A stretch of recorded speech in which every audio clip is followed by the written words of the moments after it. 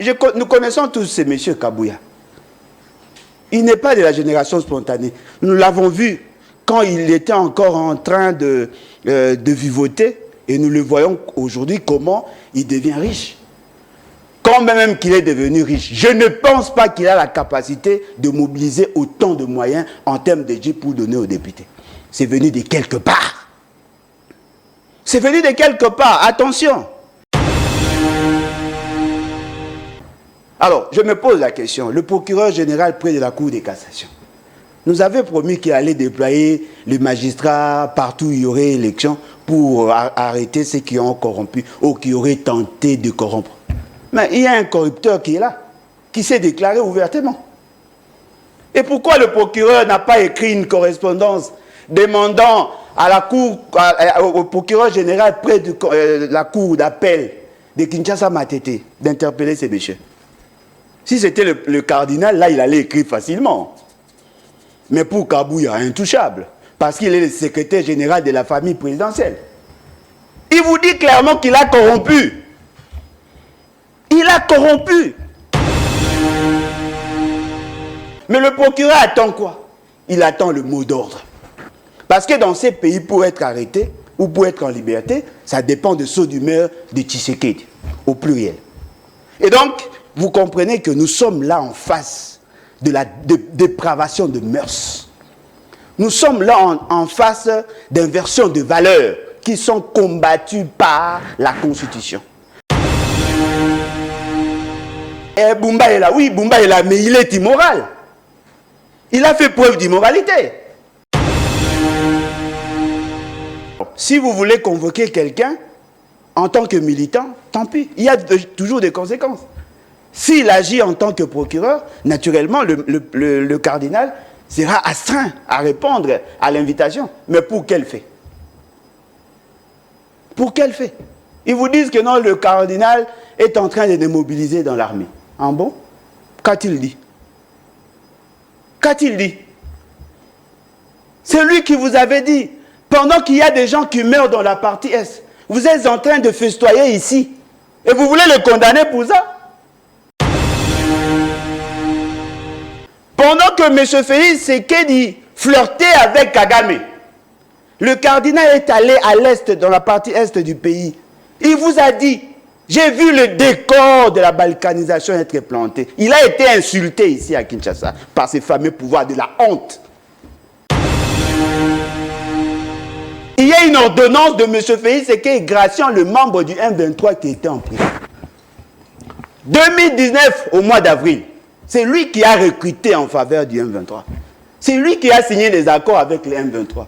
C'est lui qui a désarticulé l'armée. C'est lui qui est en train d'utiliser le Ouazalund avec maladresse. C'est lui. Et vous voulez rendre responsable, monsieur le cardinal, parce que vous avez le pouvoir. Le pouvoir est limité par la volonté du peuple. Personne n'a oublié la chanson de cet enfant qui chantait chaque jour. Yewana, Yibi, Yewan. Ça reste ancré. C'est-à-dire que, y a-t-il pas moyen de présenter à notre société des hommes de valeur pour que nos enfants aient au moins pour une fois des référentiels? Oui, Kamere mérite mieux que Michiki. Parce que Kamere a un CV que Michiki n'a pas. Kamere a des aptitudes que Michiki n'a pas. Michiki, déjà au départ, a un problème de communication. Il a un problème d'analyse, de conception et même de synthèse. Et c'est à ces messieurs qu'on doit confier la présidence de l'Assemblée. Comment voulez-vous que Michiki, que lui-même a dit, nous étions en face avec lui dans un débat, il a dit qu'il était en contact avec 85% des groupes armés. Cher ami, apparemment les gens ne veulent pas du changement. Comment pouvez-vous expliquer? Nous sommes dans un pays qui a une représentation au niveau de certains États.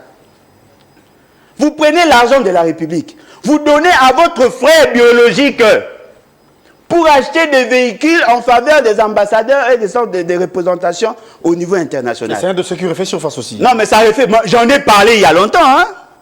Mais les gens ne voulaient pas m'écouter.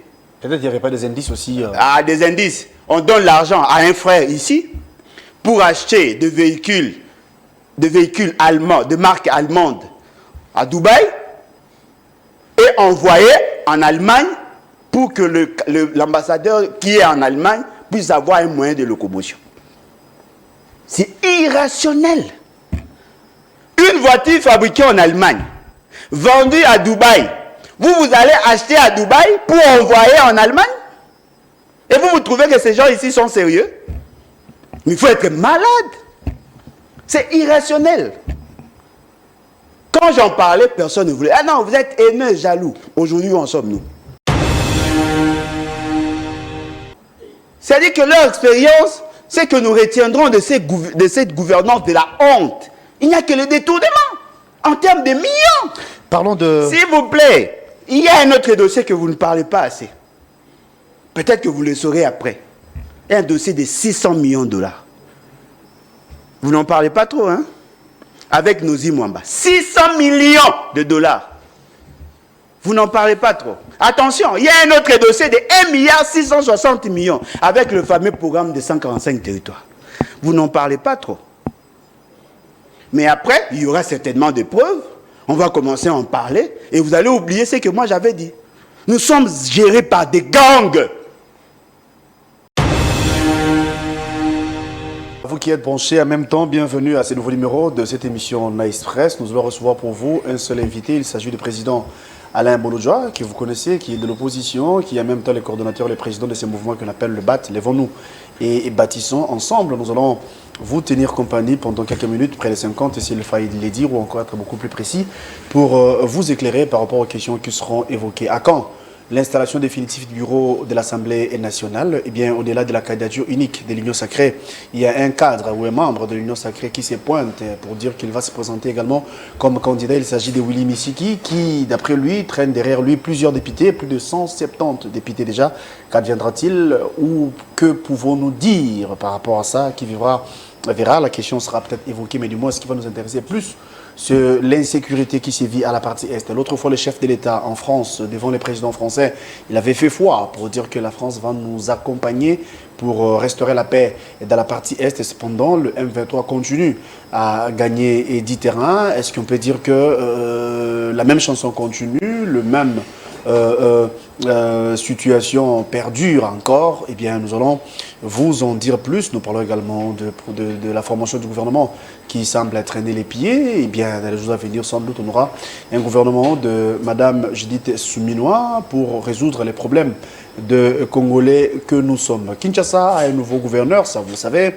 Depuis l'autre fois, il y a eu l'élection de Daniel Bumba et son colistier Edi Iyeli. Ce sont eux qui vont diriger la ville-province de Kinshasa pendant 5 ans. Eh bien, disons les choses clairement. Est-ce qu'ils seront à la hauteur? Est-ce qu'ils seront en mesure de résoudre ce qui se passe au Congo? D'ailleurs, pour preuve, si nous commençons l'émission avec un léger retard parce qu'il y a un embouteillage monstre. Mon invité et moi, nous étions coincés dans les embouteillages. Il n'y avait pas lieu de venir à l'heure. Donc, on peut dire que l'actuelle équipe qui va diriger Kinshasa sera en mesure de nous satisfaire. Toutes ces questions seront évoquées dans cette émission et je m'en vais saluer mon invité, M. Alain Bolodjoa. Merci d'être là et bon début de week-end à vous.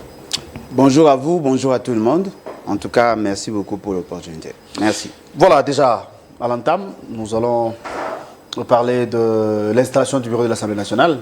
C'est dans les jours à venir, mais vous avez assisté, vous et moi avions bien sûr assisté l'autre fois aux élections organisées au sein de l'Union sacrée, primaire bien évidemment, où Vital Kamerhe était désigné comme le seul candidat à ces postes. Mais dis-moi, en politique, on ne se fait pas des cadeaux. Il y a Willy Misiki qui s'élève au nom de l'Union sacrée. Bon, certes, il va se présenter peut-être en indépendant, mais il dira clairement qu'il a le soutien de ses pairs de l'Union sacrée.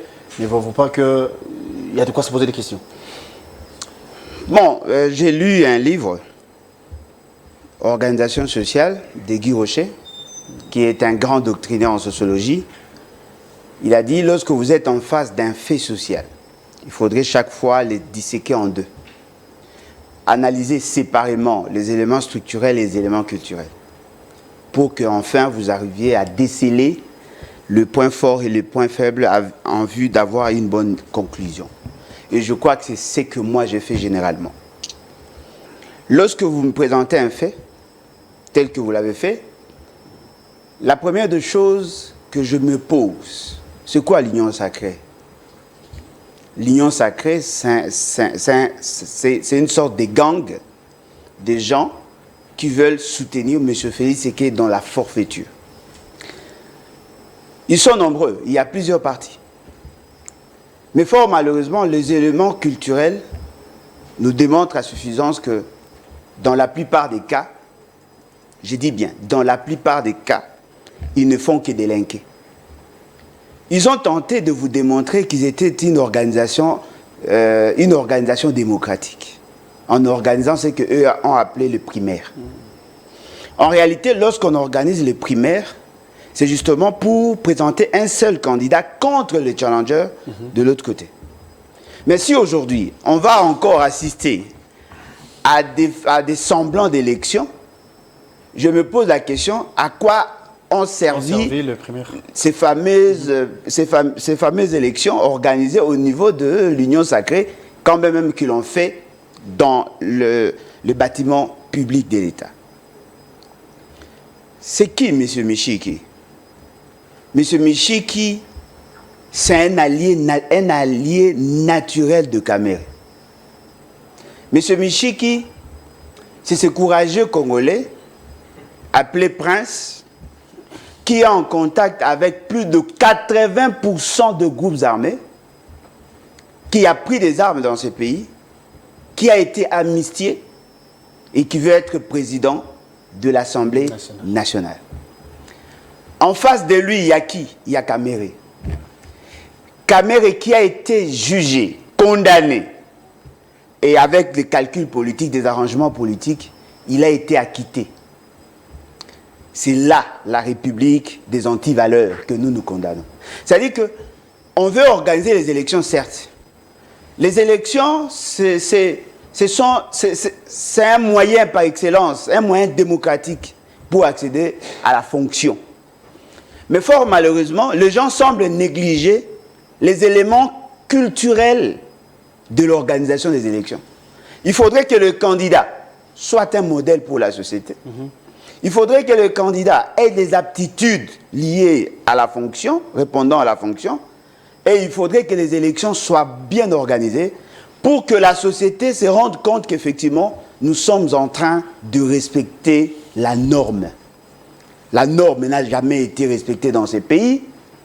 Le profil des gens n'a jamais été un critère des élections. Vous parlez de la probité morale. Pensez-vous que jusqu'ici, les deux candidats plébiscités, s'il fallait dire Kamere et Michiki, ne répondent pas aux critères? D'abord, les électeurs n'ont pas été choisis conformément à nos lois. Des gens qui se sont distribués les armes, les machines à voter. Vous parlez des députés, oui. Ils ont triché. Ils ont corrompu. Ils ont été corrompus. Et c'est dans ces cadres-là qu'on va organiser les élections. Le candidat, ils ont un CV entaché, beaucoup, en tout cas beaucoup de méfaits. Et c'est ça le modèle de la société qu'on veut nous présenter. Alors, si on doit répondre en adoptant une approche positive, c'est-à-dire que par rapport aux faits, oui, Kamere mérite mieux que Michiki. Parce que Kamere a un CV que Michiki n'a pas. Kamere a des aptitudes que Michiki n'a pas. Michiki, déjà au départ, a un problème de communication. Il a un problème d'analyse, de conception et même de synthèse. Et c'est à ces messieurs qu'on doit confier la présidence de l'Assemblée. Même si c'était Félix Kamere qui devait être là. Mais dans l'opinion, dans la considération usuelle, personne n'a oublié la chanson de cet enfant qui chantait chaque jour. Yewana, Yibi, Yewana. Ça reste ancré. C'est-à-dire qu'il n'y a-t-il pas moyen de présenter à notre société des hommes de valeur pour que nos enfants aient au moins pour une fois des référentiels? On ne peut pas bâtir une société que sur des antivaleurs, sur des personnes qui ont de probité morale quasi nulle. Offrons mieux, c'est possible. Fort malheureusement, dans ce que nous avons appelé gang de l'Union sacrée, il n'y a personne qui mérite mieux que les deux là. Et on les présente. Et la suite, c'est quoi? On aura on aura l'animateur ou les animateurs de l'institution qui seront aux antipodes de la philosophie de l'organisation. Et naturellement, c'est la crédibilité de l'institution qui sera mise en mal. Parce que je ne sais pas comment vous allez extirper dans nos esprits ce que nous connaissons de ces deux personnages. Comment allez-vous faire? Comment allez-vous laver l'esprit de cet enfant dont la vidéo a fait le tour du monde? Comment voulez-vous que Michiki, que lui-même a dit, nous étions en face avec lui dans un débat, il a dit qu'il était en contact avec 85% de groupes armés. Cher ami, apparemment les gens ne veulent pas du changement. Les gens veulent voir la permutation des personnes, des individus, la circulation de l'élite. Les changements. Parlons-en. Vous avez dit apparemment les gens ne veulent pas voir les changements. Les gens désirent plutôt ce que vous appelez permutation de gens. Ce qui n'est pas le cas pour la gestion de la ville de Kinshasa. Aujourd'hui, il y a une équipe nouvelle. Non, mais ça, c'est grave.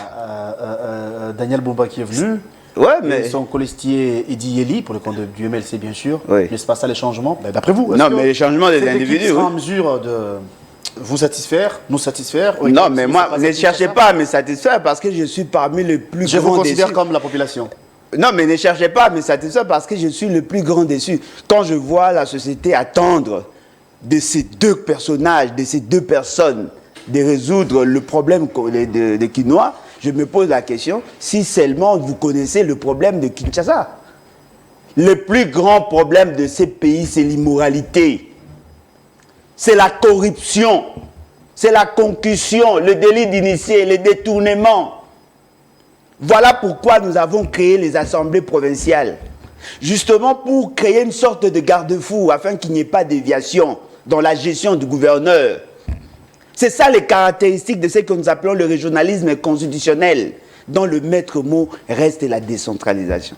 Ce n'est pas en vain que nous avons créé les assemblées. Alors, que voulions-nous dans la création des assemblées?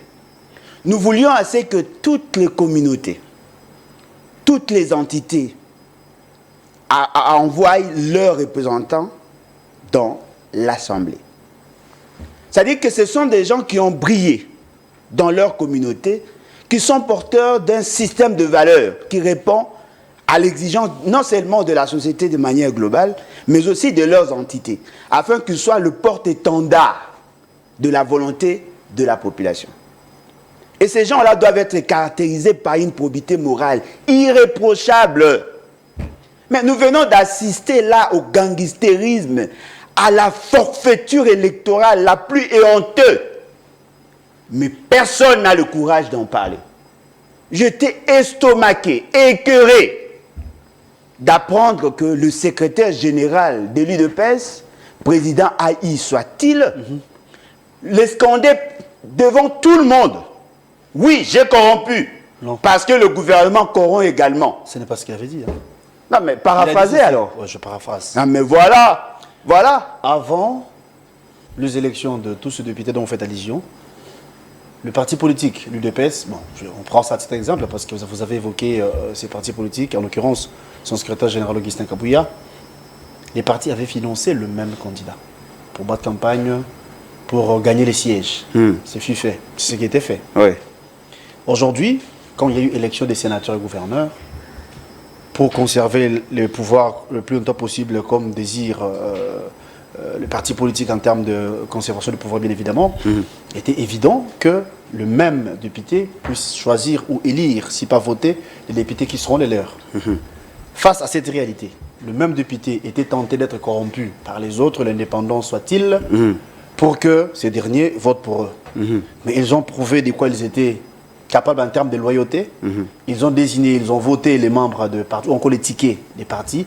Quoi de plus normal que le même parti puisse revenir cette fois-là pour leur remercier, pour leur motiver davantage. Donc, tout ça là, c'était une motivation. Quoi de plus normal? Non, mais le problème, c'est que, fort malheureusement, nous sommes en train de parler d'un monsieur comme Kabouya. Voyez-vous? C'est-à-dire que moi, je le considère comme... je vous suggérerais de ne pas voir la tête des Kabouya. Non, mais vous ne voulez pas que je... C'est un parti politique. Non, mais attendez, qui a parlé? Y a-t-il eu congrès? Malo. Non, peu importe. Ça, non, mais voilà. Ça, c'est un fait privé. Non, mais il y a des... Non, mais attendez, s'il vous plaît. Mais moi, par rapport à la réalité actuelle. Non, mais par rapport à quelle réalité? Non, mais attendez. Vous parlez de la réalité par rapport à la norme de notre société. Ouais. Ce n'est pas par rapport à la réalité. Parce que quand vous analysez le fait, sans confronter les faits et les référentiels, vous tapez à côté. Cher ami, un candidat est membre du parti. Ouais. Un député provincial est un agent public de l'État. Vous comprenez la nuance? Si vous avez soutenu financièrement un candidat, dès lors qu'il devient député, pendant qu'il était appelé à voter, c'est-à-dire prendre un acte de gestion dans le cadre de ses fonctions, si vous lui donnez ne fût-ce qu'une mesure de cacahuètes, c'est de la corruption. Attendez. Quelles sont les mesures pour rendre son parti politique fort? N'est-ce pas avoir plusieurs représentants? Non, mais voilà pourquoi j'ai dit, si vous ne savez pas confronter le fait au référentiel ou à la norme, vous risquez de taper à côté. Un candidat appartient au parti. Ouais. Un député provincial, c'est un agent public de l'État. C'est ça la nuance. Qui de souche provient d'un parti politique? Non, mais attention.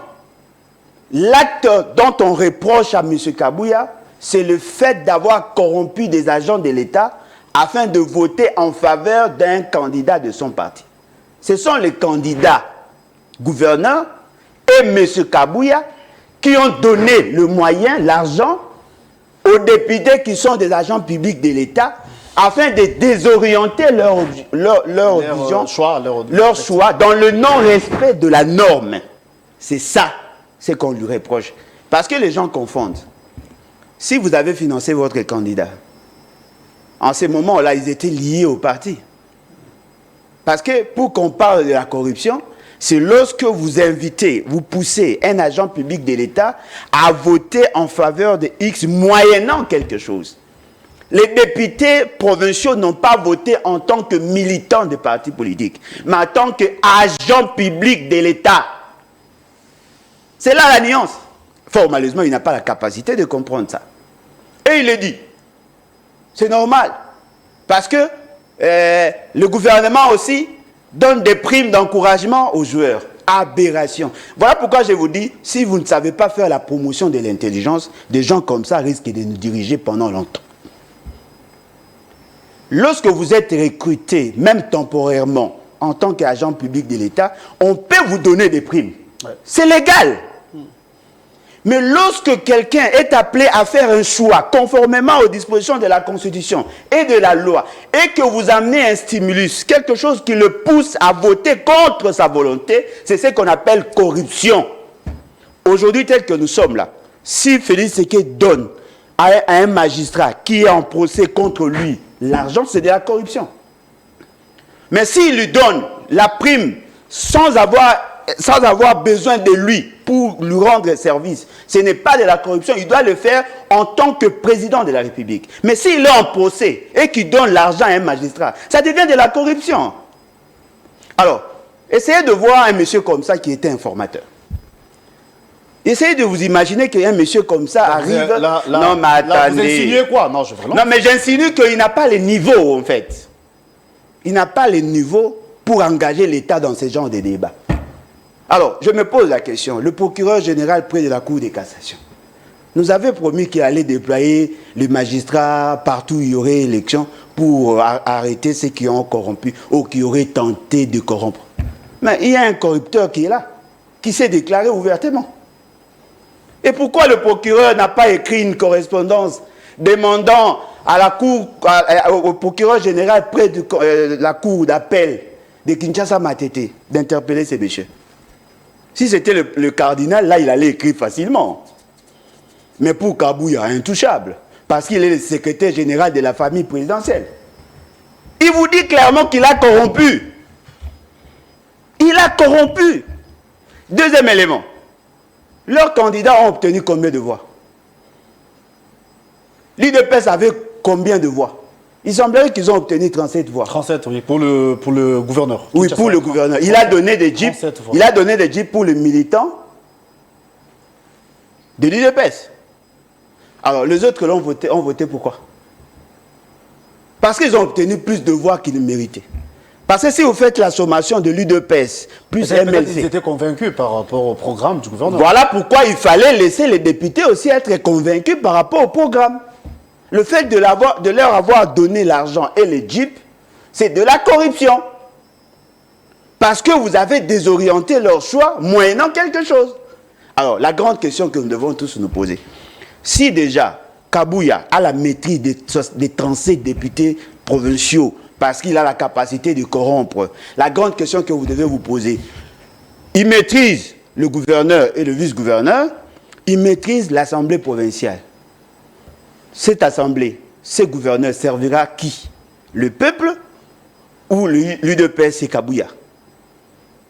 D'après vous? Non, mais naturellement. Parce qu'il a la maîtrise de tout. Il installe l'immoralité. Les députés qui sont censés contrôler la gestion du gouverneur sont aliénés, assujettis à M. Kabouya.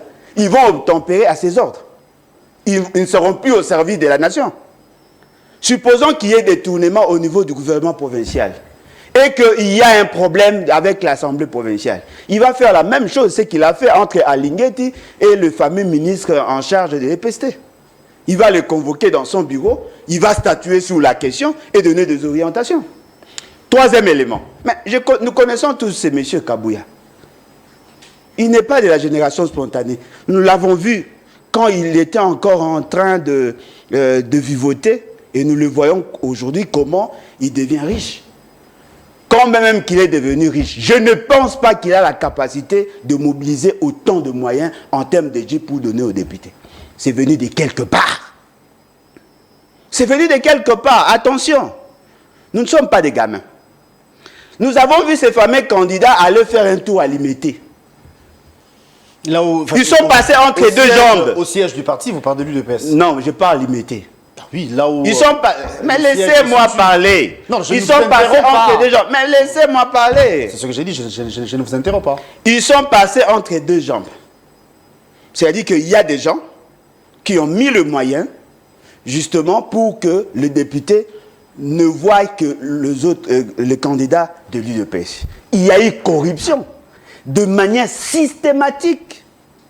Il y a eu corruption. Mais le procureur attend quoi? Il attend le mot d'ordre. Parce que dans ces pays, pour être arrêté ou pour être en liberté, ça dépend de saut d'humeur de Tshisekedi, au pluriel. Et donc, vous comprenez que nous sommes là en face de la dépravation de mœurs. Nous sommes là en face d'inversions de valeurs qui sont combattues par la Constitution. Alors, confrontez les faits et les référentiels, vous allez vous rendre compte que Kabouya a délinqué.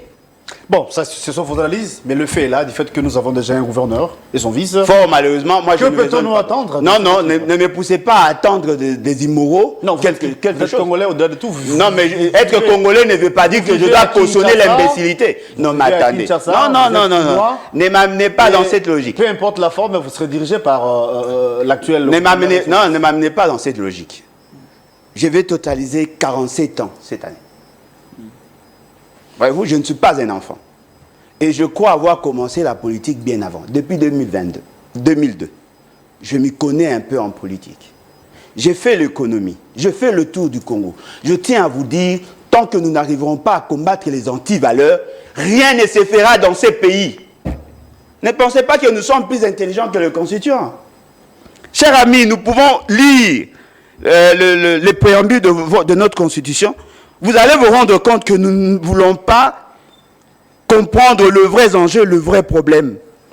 Nous, peuple congolais, unis par le destin et par l'histoire, autour de nobles idéaux de liberté, de fraternité, de solidarité, de justice, de paix et de travail, animés par notre volonté commune de bâtir au cœur de l'Afrique un état de droit, une nation puissante et prospère, fondée sur une véritable démocratie politique, économique, sociale et culturelle. Considérant que l'injustice avec ses corollaires, l'impunité, les népotismes, les régionalismes, les tribalismes, les clanismes et les clientélismes, par leurs multiples vicissitudes, sont à l'origine de l'inversion de valeurs, inversion générale de valeurs et de la ruine du pays. Ce sont les anti-valeurs qui justifient tout ce que vous voyez là. Ce ne sont pas les individus en tant que tels. Ce sont les valeurs. S'il y a dépravation de mœurs, s'il y a inversion de valeurs, le pays ne va pas bien fonctionner. Nous sommes là en train de parler de la superstructure. L'État est complexe. Et si nous n'arrivons pas à respecter la norme, il y aura dysfonctionnement. Vous êtes conducteur de voiture. Si votre carburateur ne fonctionne pas, vous n'allez pas rouler. C'est la même chose. Restons dans les valeurs. Ne parlez pas en termes, non, Bumba est là. Oui, Bumba est là, mais il est immoral. Il a fait preuve d'immoralité. Ils ont corrompu, cher ami. Ils sont corrompus. La corruption est un terme polysémique. Ça veut dire pourriture. Il y a décomposition de l'État. Il y a ruine de l'État. Parce que nous sommes gérés par des immoraux. Et vous pensez, quelqu'un qui a été créé par un fameux Kabouya va bien gérer la ville? Mais il va prendre le poste du progrès par-ci, par-là. Ils vont commencer à vous ravir même vos femmes.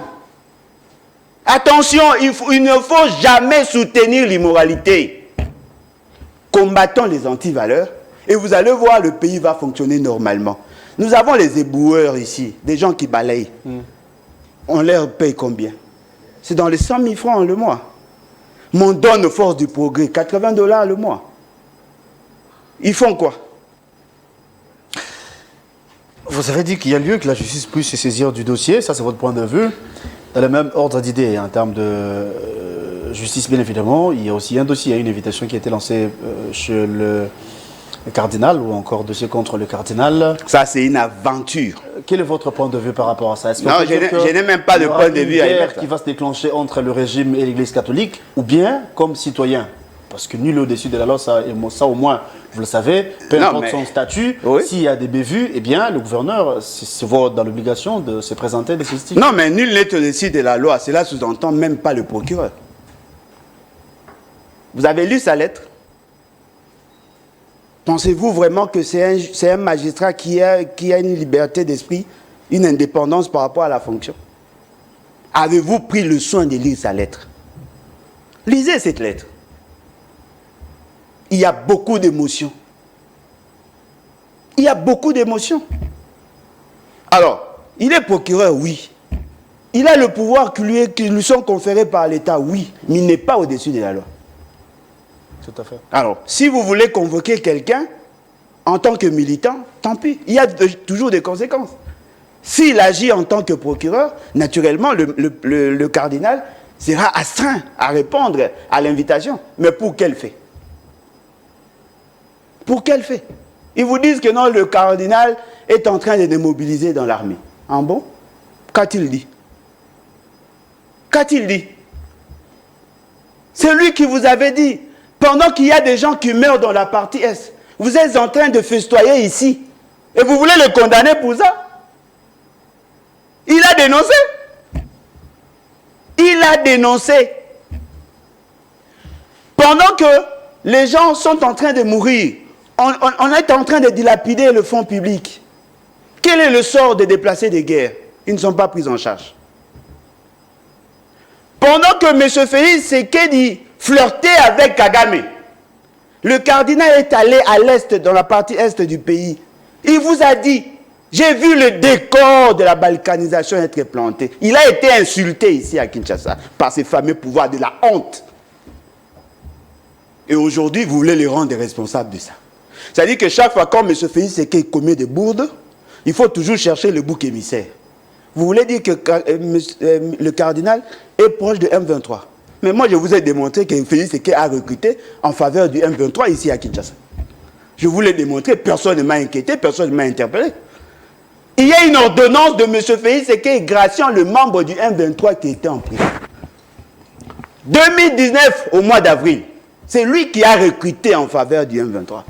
C'est lui qui a signé des accords avec le M23. C'est lui qui a désarticulé l'armée. C'est lui qui est en train d'utiliser le Ouazalon avec maladresse. C'est lui. Et vous voulez rendre responsable monsieur le cardinal parce que vous avez le pouvoir le pouvoir est limité par la volonté du peuple. Ne faut pas que la justice fait bien son travail. Non, mais il faut que la justice soit indépendante. Voilà, vous aurez dû me laisser continuer. Dans le sens où il y a un ministre des Finances, bien sûr, Nicolas Kazadi, oui. qui est quoi? Il est dans le collimateur de la justice. Hein, parce que alors, ça fait quoi? Quand il volait, vous ne savez, moi je le disais ici chaque fois qu'il était un détourneur, il a mesuré. Moi, j'ai commencé à dénoncer bien avant. Il fallait qu'il y ait Israël Moutombo. Non, mais le preuve, on vous a démontré. Non, mais quels éléments? Pas qui prouvent, mais les éléments qui poussent la justice de ces dossiers et chercher à voir clair. Et quand c'était peut-être des spéculations. Des spéculations, vous pensez? Lorsque M. Nicolas Kazadi est passé à Top Congo pour vous dire qu'il a eu à décaisser l'argent 2 fois pour financer un seul projet. Vous voulez avoir des preuves en ce moment-là? Là, ce n'était pas une faute de gestion. Lui-même vous a dit qu'il a décaissé 2 fois. Lorsque M. Nicolas Kazadi vous a dit qu'au lieu de dépenser 62 millions pour le jeu de la francophonie, ils sont arrivés à 330 millions. Il a tenté de charger le coordonnateur des activités. Le coordonnateur vous a démontré qu'il n'a reçu que 62 millions. En ce moment-là, le procureur n'était pas encore vivant. Il y a un complot contre le peuple. Il y a une mafia qui s'organise autour de Félix Tshisekedi. Ou sinon avec Félix Tshisekedi. Les gens sont en train de dilapider le fonds public. Il y a autant de dossiers. Qui a vu dans le programme du gouvernement la construction des centrales, les centres financiers? Centres financiers. Ça existe dans quel budget? Ils ont décaissé plus de 120 millions de dollars. L'œuvre est là. Non, l'œuvre est là, mais 120 millions, ça respectait quelle procédure? L'œuvre est là, c'est à partir à qui? À l'État congolais. En bon, après 29 ans. Après 29 ans. Ils sont en train de dilapider. Comment pouvez-vous expliquer? Nous sommes dans un pays qui a une représentation au niveau de certains États. Vous prenez l'argent de la République, vous donnez à votre frère biologique pour acheter des véhicules en faveur des ambassadeurs et des sortes de représentations au niveau international. C'est un de ceux qui refait surface aussi. Non, mais ça refait. J'en ai parlé il y a longtemps, hein. Mais les gens ne voulaient pas m'écouter. Peut-être qu'il n'y avait pas des indices aussi. Ah, des indices. On donne l'argent à un frère ici pour acheter des véhicules allemands, de marque allemande à Dubaï et envoyer en Allemagne pour que l'ambassadeur qui est en Allemagne puisse avoir un moyen de locomotion. C'est irrationnel. Une voiture fabriquée en Allemagne, vendue à Dubaï, vous allez acheter à Dubaï pour envoyer en Allemagne? Et vous trouvez que ces gens ici sont sérieux? Mais il faut être malade. C'est irrationnel. Quand j'en parlais, personne ne voulait. Ah non, vous êtes haineux, jaloux. Aujourd'hui, où en sommes-nous? Plus de 18 millions de dollars décaissés. On donne aux membres de famille. J'ai suivi le fameux conseiller de M. Nicolas Kazadi. Il a dit ça devant Jean-Marie Kassamba. Non, voilà, comme le ministre avait vu qu'il s'agissait de son frère, il a préféré ne pas traiter le dossier. Il a transféré le dossier auprès de la vice-ministre pour que celle-ci arrive à concevoir le comment payer. Et c'est passé en mode d'urgence. Non, pour que celle-ci puisse étudier le dossier, voir s'il y avait urgence, voir s'il y avait fiabilité, pour que le dossier soit accepté. Oui, mais qui a fait sortir l'argent? Parce que lorsqu'on lui a posé la question, est-ce que la vice-ministre avait tel droit à la signature? Le fameux conseiller a dit quoi? Moi, je vous dis c'est que le fameux conseiller... Je prends Jean-Marie Kassamba témoin. J'avais suivi l'émission. Une république gérée par des gens qui ne veulent pas respecter la norme. Si j'étais dur, j'allais dire une république dirigée par des voyous. Mais je ne le dirai pas. Parce que je sais que... Pourtant, vous l'avez dit déjà. Non, je ne le dirai pas. Parce que je sais que parmi ceux qui sont là, il y a des gens qui peuvent se démarquer. Mais nous sommes gérés comme si nous étions gérés par des voyous. Des gens qui ne veulent pas respecter la norme. Comment pouvez-vous expliquer? Nous sommes dans une république. Nous avons une représentation. Nos ambassades sont là. Ce sont des agents publics de l'État, qui sont des agents de carrière. Quand même que Félix Tshisekedi a préféré nommer ses beaux-frères, ses belles-sœurs. Mais ce sont des agents publics de l'État. pour leur donner la possibilité de se choisir des véhicules. Dans le pays où ils se trouvent, il y a des promoteurs, il y a des concessionnaires qui sont là. Il suffisait seulement de donner l'argent pour qu'ils achètent des véhicules. C'est passé par qui? Par un frère à Nicolas Kazadi. Fort malheureusement, personne n'a reçu les véhicules. Et là, on parle de 8 millions de dollars, ce n'est pas peu. 18 millions. 18 millions plutôt de dollars. Comment Kagola?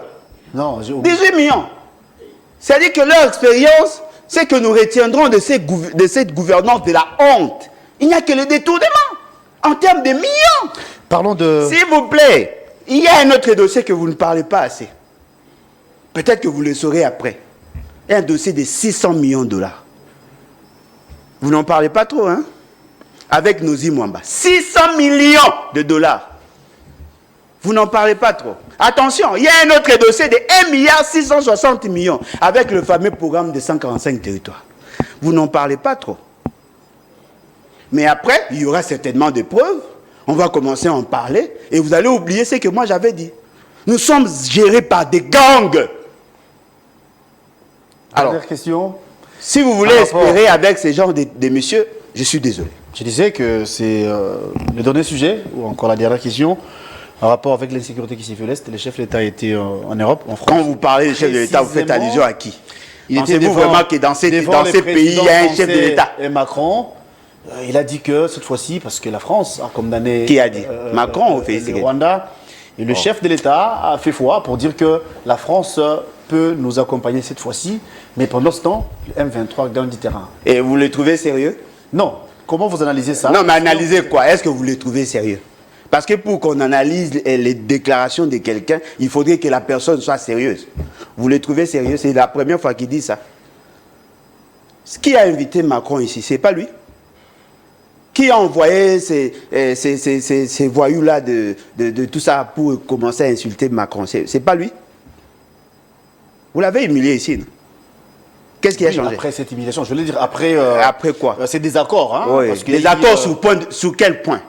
Il y avait des accords sous quel... Non, mais aujourd'hui, aujourd'hui, la France nous garantit il n'y avait qu'un seul point de désaccord. Il n'y avait qu'un seul point de désaccord, le fait qu'il y avait un journaliste, un politicien français qui avait dit arrangement à l'africaine. Il n'y avait que ça. Pour tous les restes, vous avez signé avec la France. C'est vous, par contre, qui n'avez pas bien voulu respecter les accords tels que signés. Vous êtes revenu à la table des négociations pour valider ce que vous avez déjà signé au départ. Alors, dites-moi, qu'est-ce qui a changé? Qu'est-ce qui a changé? Pourquoi avez-vous changé de posture? Moi, je pensais que la France était derrière le Rwanda. Vous avez tenté de brûler la maison de Fali, du fait d'avoir pris une photo avec Macron. Et aujourd'hui, vous voulez que j'applaudisse quelqu'un qui a pris une photo avec Macron, avec des joueurs, qui est passé à la télé faire des déclarations, alors qu'en réalité, il y a une carence, il y a un déficit de confiance. Qui peut prendre les risques de faire confiance à un monsieur comme Félix Tshisekedi? Nous sommes sous-représentés. Nous n'avons pas des gens de qualité à même de négocier en faveur de l'État. On va chuter déjà, monsieur. Il y a déficit. Le pays devait être représenté par quelqu'un qui a la carrure, qui connaît ce qu'il doit faire. Nous sommes en train de négocier en position de faiblesse. Le pays s'est trouvé dans un trou profond, ça vous le savez. Aujourd'hui, on essaye, nous Congolais, par l'entremise de ce régime, de remonter. Hein, dans quel secteur, s'il vous plaît? Dans quel secteur? Remonter, à part les détournements, qu'est-ce qu'on peut se souvenir de Félix Tshisekedi? Paris ne s'est pas fait en un jour. Hein. Non, mais oui. Paris peut c'est procédural. Paris peut se défaire en une journée. On peut détruire Gaza en une journée. Là, ça, c'est la loi de la nature. Mais oui, mais c'est ce que nous constatons. Peu à peu, on essaye un peu. Aujourd'hui, nous avons de belles relations sur le plan diplomatique avec quel pays? Nations. Autrefois, ce n'était pas le cas. Comment vous l'avez su? Comment vous l'avez su? On a gagné quoi dans cette fameuse diplomatie agissante? Dites-moi, vous avez vu un investisseur sérieux venir ici? Avez-vous vu une entreprise installée grâce à la diplomatie agissante? On fabrique le bus ici au Congo. Ça, c'est la fabrication, ça? Ou encore, si vous voulez... Non, mais il y a des montages de motos ici. Si vous voulez dire même des montages, on monte ici. Non, mais il y a des montages de motos. Avant qu'il ne soit président, on montait de motos ici. Mais vous peignez tout en noir, c'est ça les... Non, mais c'est en noir. C'est en noir. les agents publics ne sont pas encore payés. Nous ne sommes pas en mesure de recouvrer les 2 345 410 km². Aujourd'hui, on a revisité les salaires des fonctionnaires, je veux dire des enseignants. En bon? Ben oui, c'est réellement, bien évidemment. Non, mais sur base de quel... Non, quel budget? Quel budget? De combien?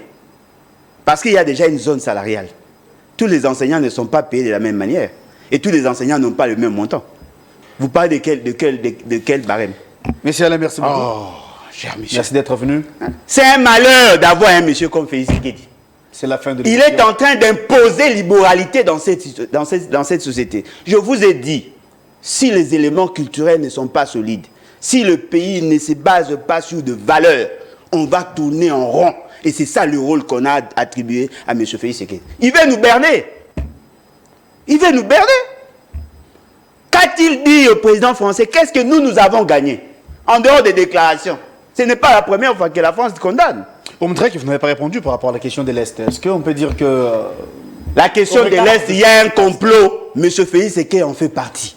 Je vous dis, il a recruté en faveur de M23. Là, vous avez confondu. C'est lui qui cherche plutôt qu'il y ait solution. Non, c'est ce qu'il veut vous donner comme impression. Qui a recruté Bernard Maeshe Biamungu alias Pikawan, le chargé de renseignement et des opérations et renseignements militaires du M23. C'est M. Félix Tshisekedi. C'est lui qui l'a gracié au mois d'avril. Ils ont été arrêtés du moins, vous êtes conscient que ce n'est pas lui qui avait recruté. Non, mais c'est lui. Il était en prison, condamné à perdre. Non, s'il vous plaît. Nanga, par exemple. Non, mais Nanga est membre du FCC Cash. Pour dire qu'on peut beau vous recruter. Ah, mais les choix semblent être individuels. Nanga est parti alors que Nanga est parti. Qui vous dit que Nanga n'est pas dans le complot? Qui vous dit que Nanga n'est pas dans le complot? Comment est-il sorti d'ici? Avant qu'il ne sorte, il était en relation avec... D'une manière clandestine, ça c'est vrai. En clandestine, vous pensez? Il est sorti par quelle voie? Clandestine, ça veut dire? Il n'est pas passé par la DGM? Non, vous pouvez quitter non, Jean-Jacques Mamba. Jean-Jacques Mamba est sorti par quelle voie? Oui, quand il était parti comme un citoyen ordinaire. Donc, un citoyen ordinaire. Qui effectue un voyage privé, soit-il. Mais après, on s'est rendu compte que c'était pour des fins, pour nous nuire, en fait. Ah, pour vous nuire. Nous, les Congolais. Non, attendez. Il y a d'autres, s'il vous plaît, il y a d'autres membres de l'UDPS qui ont rejoint Nanga. Vous pensez que c'est un fait anodin? Il y a d'autres membres de l'UDPS qui ont rejoint. Il n'y a pas de l'UDPS. UDPS. Il y a le PPRD, il y a le MLC. Non, mais il y a les anciens, bien sûr, mais ils étaient... Non, mais effectivement. Parce que quand l'UDPS, ce ne sont pas les membres actuels de l'UDPS. Ils étaient peut-être à l'UDPS. Ils étaient quand? Pas les cas aujourd'hui. Ils étaient quand? Peu importe, monsieur. Peu importe. Vous pouvez changer la posture. Non, mais dites-moi. Non, attendez. Quand je vous disais que M. Félix Tshisekedi a invité le M23 ici, vous tous m'avez contredit. Je vous dis aujourd'hui avec autorité, c'est lui qui a recruté en faveur du M23. Je le dis ici. Parce que Bernard Maeshe Biamungu était condamné à perpétuité en 2012, jugé à Uvira. Lorsque le M23 sont arrivés ici, ils ont négocié. Parmi les résolutions entre le M23 et ce fameux gouvernement de la honte, c'était de libérer les agents, les membres du M23 qui étaient en prison. Il les a libérés. Ils sont restés ici, ils attendaient de devenir général de brigade parce qu'il était colonel à l'époque. Et c'est comme ça qu'il est sorti en 2022, par nos frontières. Et ils ont été créés. Le M23 prime, ils ont créé ça ensemble. M. Félix Tshisekedi est en train de nous trahir. S'il ne sait pas se ressaisir, on doit le mettre de côté. Parce que on doit faire le choix entre Félix Tshisekedi et la nation. Parce que c'est que moi je ne supporte pas. Quand je vois la situation de nos frères, sœurs qui sont dans la partie Est, les déplacés de guerre, quand j'apprends que dans ces pays, il y a des gens qui détournent des millions, vous êtes des sadiques, vous êtes méchants. Les détourneurs seront arrêtés. Oui, hein, parce que déjà... et les détournés en chef sera quoi? Judiciaire contre certains ministres. Et les détournés en chef sera... Nicolas Kazadi compris. Merci beaucoup Alain Bologna d'être venu. Les détournés en chef ne sera pas arrêtés. Je rappelle que vous êtes les présidents de ce mouvement qu'on appelle le BAT, donc les Vendus Bâtissons, en même temps les coordonnateurs. Vous êtes de l'opposition. Merci pour la disponibilité et merci d'avoir répondu à nos questions. C'est à moi de vous remercier. Espérons que la vraie justice mettra la main sur Félix Tshisekedi. Je l'espère en tout cas. On va vous retrouver le lundi, ça sera pour un nouveau numéro. À 18h, la rediffusion de ce même numéro.